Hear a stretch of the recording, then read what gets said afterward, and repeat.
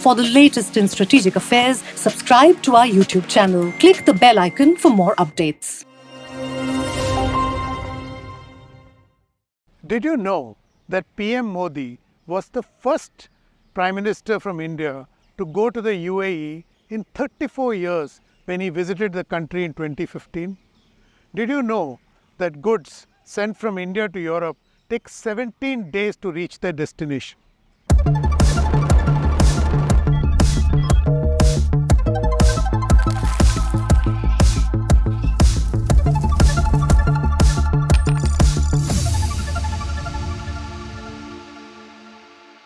Hello and welcome to another edition of Capital Calculus. I am your host Anil Padmanabhan. Little under a fortnight ago, a multimodal economic corridor connecting India to Europe via the Middle East was clinched on the sidelines of the summit meetings of the G20 group of countries in New Delhi. Guided and inspired by the idea and the new philosophy of global diplomacy, Friendshoring, it promises to be a force multiplier for all member countries. Besides boosting trade, it will also serve as the supply chain for the production and consumption of green energy and digital services. This idea of prosperity for all is very unlike the Belt Road Initiative or the BRI sponsored by China. Not only was it designed for sole reason of promoting the mercantile interests of China, it has also led to several partner countries falling into a debt trap, forcing them to sign off key strategic assets to the Chinese.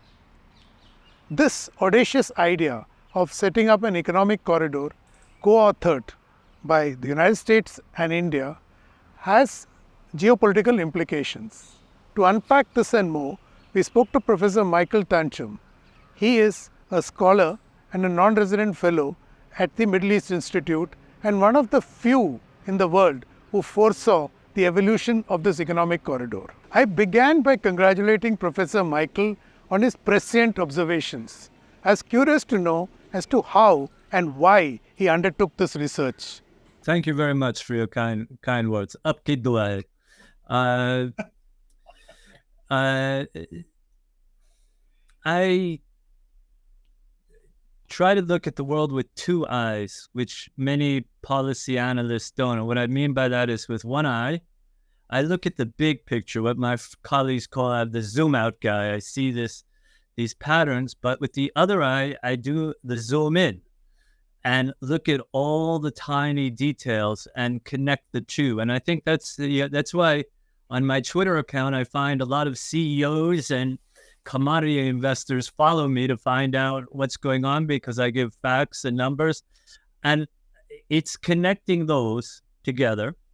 And the other factor is you have to just be very curious. How do things work? And put that together. And when I saw,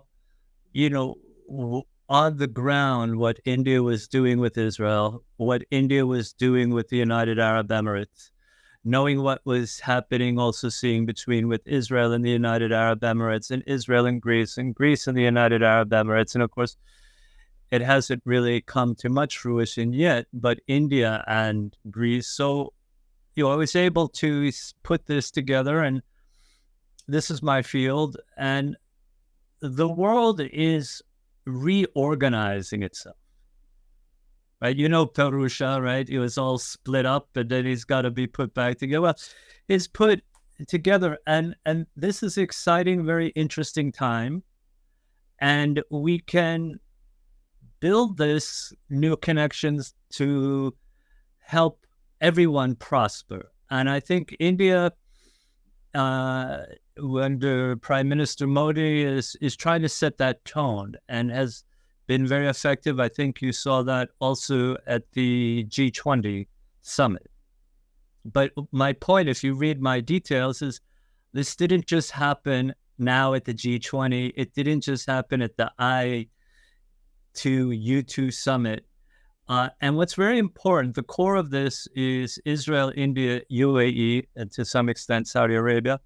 All of this developed organically on the ground. Nobody from the outside had to put this together. In fact, it was so solid of its own, the U.S. felt it needed to join it. So, Professor, you make it sound very simple, that it's just a case of connecting the dots. But having said that, how do you, now that this is evolving into a concrete shape, how do you see this influencing the reorganization that you referred to, the global reorganization? Right. So what we have, people talk about the unwinding of globalization, which had been going on for a very long time, long before COVID. It just accelerated after COVID, and it intensified after the Russia-Ukraine war. But it's a matter of how, and it's, as I've written in my reports, it's not just the transportation infrastructure. That by itself doesn't guarantee an economic corridor. Geography is not determinate. What is important is what I call manufacturing value chains. That there's actually investment, joint ventures, where there are factories hiring local people, contributing local GDP in a win-win situation. And that's what we saw on the ground between India and Israel for a long time, a very deep partnership, and also India and the United Arab Emirates. But what about the economics? After all, we already have a transport corridor connecting India to Europe through the Suez Canal. According to the European Commission, the alternative route will reduce transport time by 40%. That's where they got that number from. Yes. So no, I didn't get a thank you note from the European Commission, but I'm glad they quoted my statistic. So it's called multimodal trade. So using both by sea, which is very efficient. Like, for example, the problem with the grain from Ukraine, if you send it out just by rail, it's going to be about 12 times more expensive at most. Maybe it's a little less, but much more than by sea. But by combining sea and rail together in an efficient way, this is what we see. It cuts down the sea route, the maritime route, just like, the INSTC, the International North-South Transit Corridor, which India had been working on at least since 2002. Once the Chinese started to build a port in Gwadar, India wanted to build a port on the Makran coast of the Arabian Sea, and then try to go through Iran and Afghanistan to get to Central Asia, and then from there Russia, etc. Very complicated, multiple rail, multiple systems. This one is much simpler because the fewer countries you have to transverse, the fewer different systems, the fewer regulations, because all the regulations need to be harmonized crossing land. So here what we're talking about is just for India to get from, let's say, Mumbai to Haifa port in Israel and then beyond, all you have to do is get to the UAE, to Dubai or a different port, and then go across Saudi Arabia and Jordan, and then that's it. So, and you go cut the distance around the Suez Canal, and also the waiting. The Suez Canal is very overcrowded, but I don't think it should be seen as a substitute for the Suez Canal. I think it should be seen as alongside with, and I think there is great opportunity to include Egypt in this picture.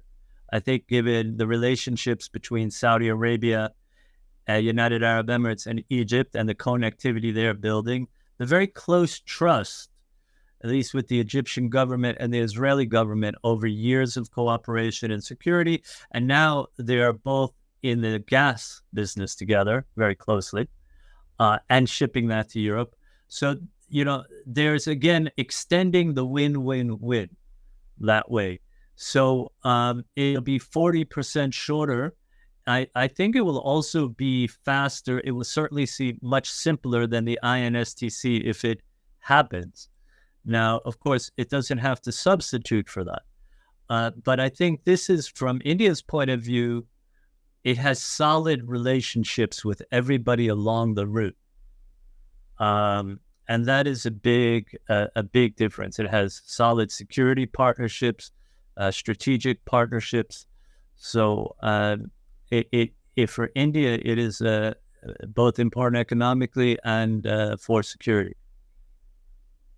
But there's one catch, Professor, in all of this, that is the logistics. India's logistics game is only coming up to speed right now. It's still a work in progress. Yes, some of the ports are state of the art, like Nhava Sheva and Nava, but that was the Emirates built that. That was DP World built Nhava Sheva. That is the whole point. Right. So, do you think that could be a kind of dampener or could slow down the pace of rollout of this economic corridor? Right. Yeah, you have a good point, because, as I said, execution is the key. Getting the private sector to work well and efficiently is key. But as your own example, the amazing things that have been done at Nhava Sheva, right? The Nehru Port, JNPT, 50% of India's trade goes through there. So having built this, and for something like food, you need cold storage, what they call a cold supply chain. All of this has been built. So this is where effective partnerships come in. The word synergy, win-win, when the sum of the whole is greater than the sum of the parts, that working together, each side gets more than they would by themselves. And we've seen that. Wouldn't it be great if all the farmers in Maharashtra and Punjab and other parts of India, they could talk directly with the sellers in Dubai? That's what the Emirates have set up, systems. This way, farmers can earn more. The Israelis are helping make them more productive, new kinds of seeds, new kinds of irrigation, water technology. Everybody is contributing what they're best at. So the food is a great example. They're contributing what they're best at, and then putting it all together for a win-win-win. Saudi Arabia is doing the same thing in petrochemicals. It's not just Saudi Arabia selling oil to India, but everything that's made out of plastic, like my glasses, my earphones, your chair, the computer screens we're all using, all come from petrochemicals, very high value. So those are being manufactured by Saudi Arabia and Gujarat. But not only are they being manufactured, the R&D for the next generation of petrochemicals is happening in Bengaluru. So that's where a win-win. And I think one of the things India has is its population, which is great human capital. But you need to educate and great education. But then you need to be able to do something with that. And that's where these partnerships also work together in a very nice way. From whatever the professor has laid out before us so far, it seems that the economic corridor is creating a supply chain of a unique nature. I wanted to know whether all the participating countries will be stakeholders and thereby gainers from this new economic corridor. Yes, a great question. Very good, great question. Yes, so far it's been putting together different bilateral relationships.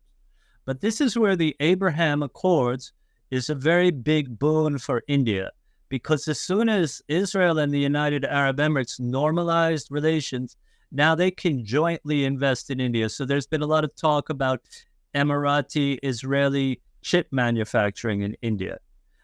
There can be investments in electric vehicle production, electric battery production. There's already some very interesting things happening where India and Israel are developing that. And then vice versa. And of course, Saudi Arabia can play a tremendous role. If we think about where some of the most, the solar energy is, right? It's in the Arabian Peninsula and Jordan. It's in Israel as well, but the Israelis don't have much land, land that can be used for distributed systems like solar energy. But Jordan has the Jordan Desert. Basically, all of these things are extensions of the Sahara Desert that get the highest amount of solar energy in the world. So they can be used. That can be made into green hydrogen that can be shipped to India. That can be used as fertilizer. There's so many things. I wrote one report. I've written a few on this topic, but I have many, many ideas that hopefully I will be publishing in the future. So yes, the potential here is tremendous, and I think again, what I would emphasize is it's organic in the sense of the business model, where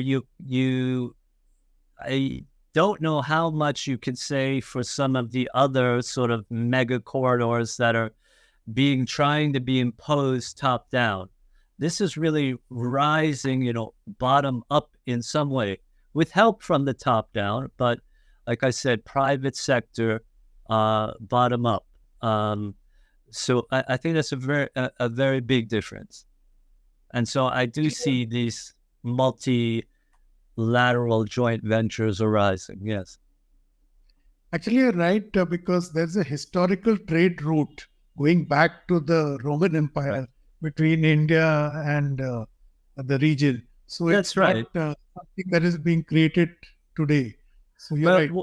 What I think is also is all of the countries involved are rediscovering their sea culture. Saudi Arabia has started to really embrace the Red Sea, Yanbu. The NEOM project is on the Red Sea. Its connectivity with Egypt. The United Arab Emirates has been very far in front. Israel also, as both Mediterranean, Red Sea, has been more and more emphasizing it. So they all have this in common. For historical reasons, India has looked towards land, Central Asia. But the unfortunate geopolitical fact now is India is more like the United Kingdom. It's an island. It's cut off by China and Pakistan at the moment, at least. I mean, there was a very important Connect Central Asia policy that was good as an idea, but not executed well. So Spain suffers the same problem. Spain is also like the United Kingdom, but Spain is a country that hasn't embraced its Atlantic heritage in 500 years. But it should. And so I see India embracing its Indian Ocean heritage and its future potential and exercising leadership in this regard. We've seen this more and more, and it's good that it's done for positive reasons, not just against some other country's Belt and Road, or yes, you have to be careful, but it's actually for constructive purposes that are for mutual benefit. India has literally pulled a rabbit out of its hat. Guided by Friendshoring, it has teamed up with the United States to create a new template for global supply chains among like-minded countries. This new economic corridor, which promises to be the highway between India and Europe through the Middle East, includes partners, some of whom are only now beginning to establish diplomatic contacts with each other. Clearly, it is going to be a very delicate task to walk the talk. It is going to be tough, but neither is it impossible. Thank you for watching. Don't forget to subscribe to Strat News Global on YouTube. Hit the bell icon so that you don't miss any updates. And if you like this show, please hit the like button. And do share your thoughts, ideas and suggestions with us. I'm available on Twitter at Capital Calculus. I'll be back next week with another episode. Till then, stay safe.